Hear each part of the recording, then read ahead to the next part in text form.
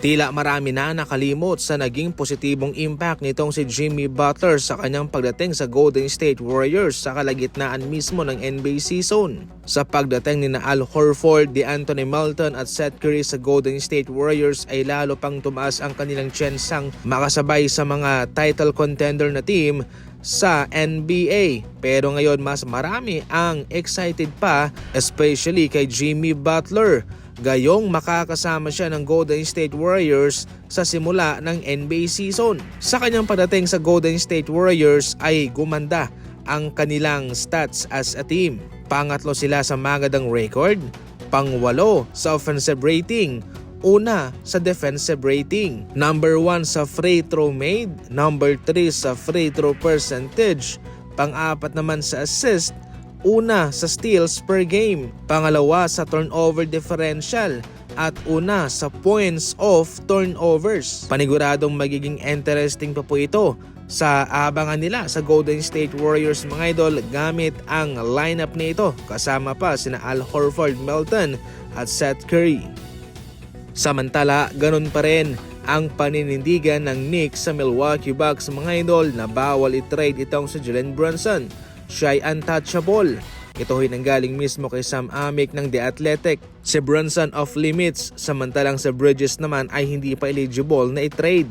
Kaya sa puntong ito, tatlong players po na mayroong star level ang pwedeng ipalit para kay Giannis kung sakaling mag-trade ang Knicks para sa kanya. Ito ay sina Karl Anthony Towns, OG Anunoby at si Mitchell Robinson. Ayon naman kay Shams Charania ng ESPN, although number 1 ang Knicks sa listahan ni Giannis kung sakaling siya aalis man sa Milwaukee Bucks, sa ngayon tiwala pa rin naman ang Bucks na mananatili muna itong si Giannis sa kanila at mukhang malabo rin naman na ito'y kanilang maipadala sa Knicks sapagkat masyadong complicated ang mga asset na kanilang pag-uusapan na magre-resulta sa isang mahirap na negosasyon.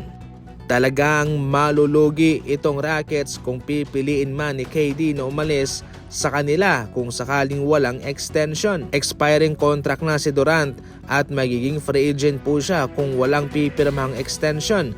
Malaki naman ang paniniwala ng Rockets na mayroon silang maibibigay na extension sa kanya bago magsimula ang October 21, ang opening ng panibagong NBA season. Sa nagdaang buwan ay naging malinaw ang mga rumors patungkol sa Rockets at kay KD na mukhang ito'y kanilang hahayaan na pumasok sa free agency at doon na magkakaroon ng negosasyon para sa isang panibagong kontrata. Pero kung sakaling ito'y kanilang bibigyan naman ng extension sa ngayon ay makakatipid naman sila at maiiwasan ng mahasel sa negosasyon sa free agency at hindi sila malulugi sa kanilang naipadalang mga asset na marami sa Phoenix Suns. Gayon pa man ay binibigyan rin po ng assurance ni KD itong Rockets na siya'y pipirma naman kung mayroon. Pero so far as of now ay wala pang ibinibigay na papel sa kanya.